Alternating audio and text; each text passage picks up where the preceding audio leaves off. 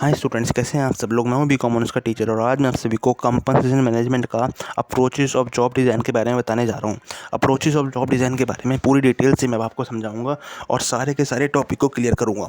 इसमें सबसे पहले जॉब डिज़ाइन की अप्रोचेस क्या होती हैं। दो तरह की जॉब डिज़ाइन की अप्रोचेस होती हैं।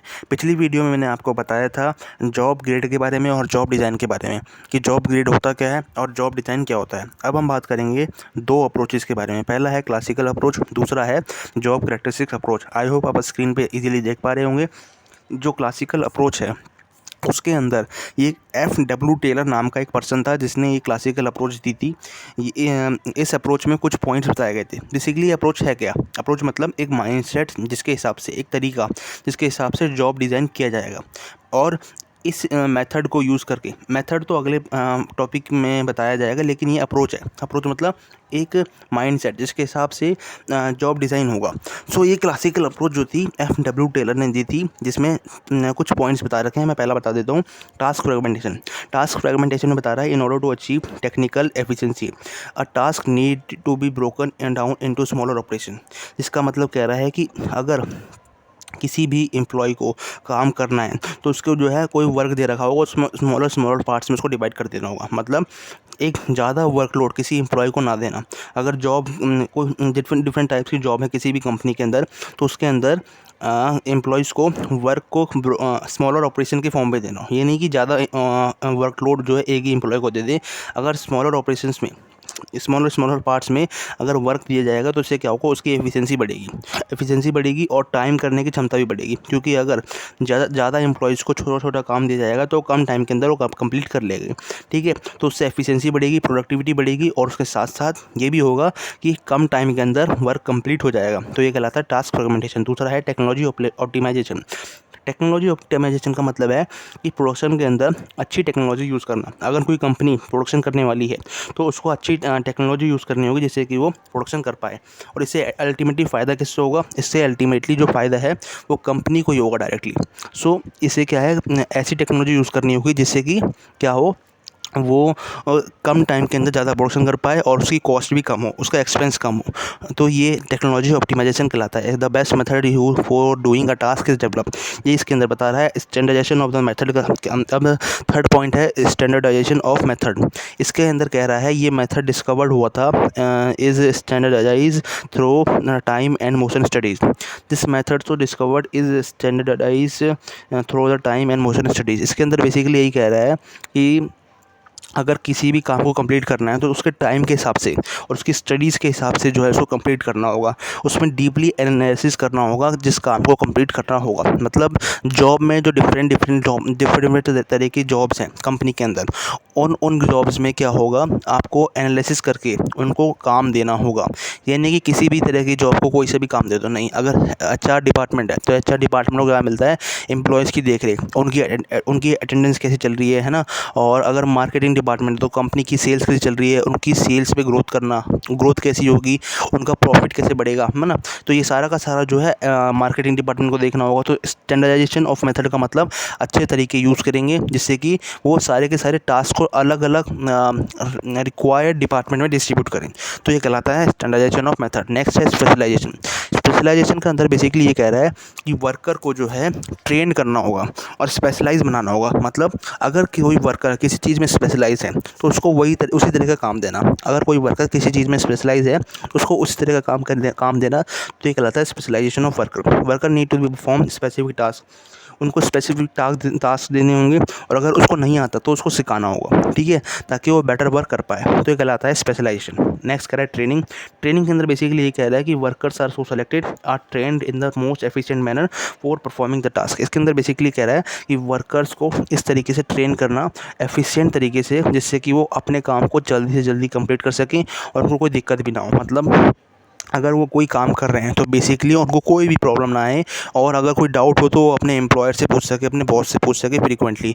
ये ना कि वो झिझके कि कोई प्रॉब्लम मैं पूछ रहा हूँ तो क्या होगा, मेरे को वो मेरा बॉस जो है वो डांट देगा, ऐसा कुछ नहीं होना चाहिए। सिंपली अगर उसको कोई डाउट है तो उसका बॉस उसका जो एम्प्लॉयर है उसको सिखा दे। तो ये कहलाता है ट्रेनिंग। ट्रेनिंग में उसको पूरी तरीके से सिखाना है। नेक्स्ट है इंडिविजुअल रिस्पॉन्सिबिलिटी।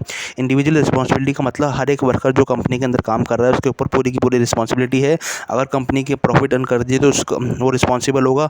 अगर कंपनी लॉस अर्न करते तो भी वो रिस्पॉन्सिबल होगा। उसको अपनी रिस्पॉन्सिबिलिटी, अपनी अकाउंटेबिलिटी लेनी होगी। अगर कंपनी अच्छी तरीके से ग्रोथ कर रही है तो भी उसको जिम्मेदारी दी जाएगी और उसको बेनिफिट्स मिलेंगे। अगर कंपनी ग्रोथ नहीं कर पा रही तो भी उसको पनिशमेंट मिलेगी। पनिशमेंट इन द फॉर्म, उसको जो रिवॉर्ड्स मिलने थे वो नहीं मिलेंगे, इंसेंटिव्स मिलने थे, उसको जो बोनस मिलना था वो नहीं मिलेगा। अगर कंपनी ग्रोथ करेगी तो ये सब मिलेगा, बोनस भी मिलेगा, है ना, रिवॉर्ड भी मिलेंगे कुछ ना कुछ है। तो ये कहलाता है इकोनॉमिक इंसेंटिव। ये ठीक है। तो ये सारे और इंडिविजुअल रिस्पॉन्सिबिलिटी के बाद मैंने आपको इकोनॉमिक इंसेंटिव भी समझा दिया। इकोनॉमिक इंसेंटिव का मतलब बोनस, रिवॉर्ड, ये सब देना। तो ये पूरा का पूरा जितने भी तरीके यूज़ करेंगे इस क्लासिकल अप्रोच में, ये FW टेलर ने दिया था। किस लिए दिया था? ताकि कंपनी के अंदर जॉब डिज़ाइन बेहतर तरीके से बने और वो इस तरीके से जॉब को क्रिएट करें, इस तरीके से जॉब को क्रिएट करें और उनका डिस्ट्रीब्यूशन करें ताकि काम को आसानी से कराया जा सके। ये ना हो कि उनको काम करने में दिक्कत आ जाए, डिस्ट्रीब्यूशन में दिक्कत आ जाए ना। उनको हर एक काम के लिए वर्क को जॉब को डिवाइड करना होगा, डिस्ट्रीब्यूट करना होगा। मार्केटिंग के लिए मार्केटिंग डिपार्टमेंट, ह्यूमन रिसोर्स के लिए ह्यूमन रिसोर्स डिपार्टमेंट, और प्रोडक्शन के लिए प्रोडक्शन डिपार्टमेंट, और सेल्स के लिए सेल्स डिपार्टमेंट, अलग अलग डिपार्टमेंट बना रखे होंगे।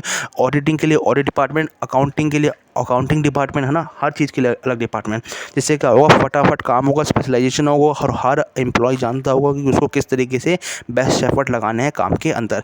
ये कह रहा है it is also known as engineering approach. मैंने आपको पहले बताया था इस अप्रोच को इंजीनियरिंग अप्रोच भी कहते हैं। क्यों? क्योंकि जिस बंदे ने ये अप्रोच दी थी, एफ डब्ल्यू टेलर बेसिकली एक इंजीनियर थे और इन्होंने उसके बाद ये अप्रोच दी थी ताकि जो कंपनीज़ हैं इस तरीके को यूज़ करें अपनी जॉब डिज़ाइन बनाते हुए, जॉब को क्रिएट करते वक्त इस तरीके को यूज़ करें। इसलिए इसको इंजीनियरिंग अप्रोच भी कहा गया था और इसको क्लासिकल अप्रोच भी कहते हैं। आप इस नोट्स को अपने क्या कहते हैं, पहले तो पढ़ लें, समझ लें, कोई भी डाउट हो कमेंट में पूछ लें। और दूसरी बात, एग्ज़ाम में अपनी लैंग्वेज में बना के लिख के आएँ, क्योंकि अगर बना के लिख के आओगे, याद रहोगे तो यार समझ में याद कुछ टाइम तक रहेगा। ये ना हो कि एग्ज़ाम में जा रहे हो उसके बाद एक लाइन भूल गए कि अगला क्या लिखूँ। अपनी लैंग्वेज में बना के लिख के आना। कोई भी डाउट हो तो मेरे से कमेंट में अभी पूछ लेना। तो बना के लिख के आओगे ज़्यादा बेटर रहेगा। नोट्स आपको मैंने इस तरीके से लिख के दिए हैं ताकि समझ में आ जाए। According to the this approach, the worker और the task of each employee is planned by the management. कह रहा है इसके अकॉर्डिंग, अप्रोच के अकॉर्डिंग वर्क और जो टास्क है हर एक एम्प्लॉय का, उसको प्लान किया जाता है। क्या कह रहा है? According to this approach the work और टास्क, मतलब इस अप्रोच के अकॉर्डिंग जो भी एम्प्लॉय काम करने वाला है, टास्क करने वाला है, उसको एडवांस में एक दिन पहले ही प्लान कर लिया जाता है कि वो किस तरीके से कैसे काम करेगा। और उनको इंस्ट्रक्शन दी जाती हैं इस टास्क के लिए कि किस तरीके से वो काम को कंप्लीट करने वाले हैं। ये तरीका है, ठीक है। अब कह रहा है जॉब करेक्ट, तो मैंने आपको पूरा का पूरा मेथड समझा दिया है। अगर आपको कोई भी डाउट हो तो मेरे से कमेंट में पूछ लीजिएगा, मैं आपको ज़रूर बताऊँगा। अब कह रहा है जॉब करेक्टरिस्टिक्स अप्रोच। तो अब हम बात करेंगे जॉब करेक्टरिस्टिक्स अप्रोच के बारे में। जॉब करेक्टरिस्टिक्स अप्रोच होता क्या है बेसिकली, तो डेप्थ में मैं आपको बताऊंगा जॉब करेक्टरिस्टिक्स अप्रोच के बारे में। सबसे पहले कह रहा है हैकमैन और ओल्डहैम, ये 2 पर्सन थे जिन्होंने इस अप्रोच को दिया था। कौन थे 2 पर्सन? हैकमैन था और ओल्डहैम था। ये 2 पर्सन थे जिन्होंने इस अप्रोच को दिया था। और इस अप्रोच के अकॉर्डिंग ये इसमें डायरेक्ट रिलेशनशिप होता है जॉब सेटिस्फेक्शन का और रिवॉर्ड का। मैं समझा देता हूँ इस अप्रोच में मतलब क्या होता है। जॉब कैरेक्टरिस्टिक्स अप्रोच जो जॉब डिज़ाइन की एक अप्रोच है, इसका बेसिकली सिंपल ये मतलब है कि एम्प्लॉय ज़्यादा काम करेगा तो उसको रिवॉर्ड मिलेगा, अगर एम्प्लॉय कम काम करेगा तो उसको रिवॉर्ड नहीं मिलेगा, ठीक है। और एम्प्लॉय को काम करना होगा यहाँ पे अपने सेटिस्फेक्शन के लिए और कंपनी की ग्रोथ के लिए। बस इतना ही मतलब है जॉब कैरेक्टरिस्टिक्स अप्रोच का। पुरानी वाली अप्रोच, क्लासिकल अप्रोच में क्या था कि अलग अलग पॉइंट्स दे रखे थे जिसके हिसाब से जॉब डिज़ाइन करनी थी। इस अप्रोच में मेन ऑब्जेक्टिव ये होता है कि एम्प्लॉय इस तरीके से काम करे कि कंपनी की ग्रोथ हो, ऑटोमेटिकली एम्प्लॉय इस तरीके से काम करे जिससे कंपनी की ग्रोथ हो। ये जॉब कैरेक्टरिस्टिक्स अप्रोच कहलाता है, ठीक है। अब इसमें कह रहा है they said employees would be more productive when rewarded appropriately for their work. Employee कब प्रोडक्टिव तरीके से काम करेगा? अगर उनको लालच दिया जाएगा कि उनको बेनिफिट मिलेगा, रिवॉर्ड मिलेगा, इंसेंटिव मिलेगा, बोनस मिलेगा, है ना, ये सारे तरीके के अगर मिलेंगे, उनको बोनसेस मिलेंगे तो क्या होगा, वो अच्छी तरीके से काम करेगा, 100% एफर्ट लगाएगा अपनी कंपनी के टूवर्ड। कह रहा है they laid down 5 dimension could be used to describe job. अब इसके अंदर बता रखा है कुछ एलिमेंट्स, फैक्टर्स जो मैंने आपको पिछले चैप्टर में बताया था, जॉब एवोल्यूशन के कुछ फैक्टर्स जो बताए थे ना मैंने, इसमें भी वो फैक्टर्स हैं। सबसे पहले skill, variety, task identity, task significance, autonomy and feedback. इसका मतलब सिंपली यही है कि स्किल वैरायटी होनी चाहिए उस एम्प्लॉय के अंदर, स्किल की वैराइटीज़ होनी चाहिए। जो भी जॉब कर रहे हैं तो उसके लिए क्या क्या स्किल रिक्वायर्ड है।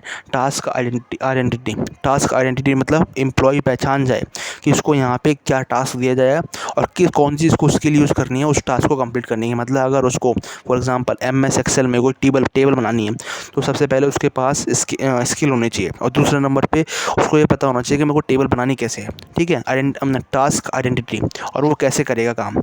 और थर्ड नंबर का टास्क सिग्निफिकेंस, तीसरा नंबर का टास्क सिग्निफिकेंस बेसिकली सेम ही है, अलग अलग नाम दे रखे हैं, है ना, अलग अलग नाम दे रखे हैं। टास्क सिग्निफिकेंस का मतलब ये है कि आपको काम आना चाहिए। टास्क सिग्निफिकेंस, टास्क आइडेंटिटी मतलब आप पहले काम पहचान लो।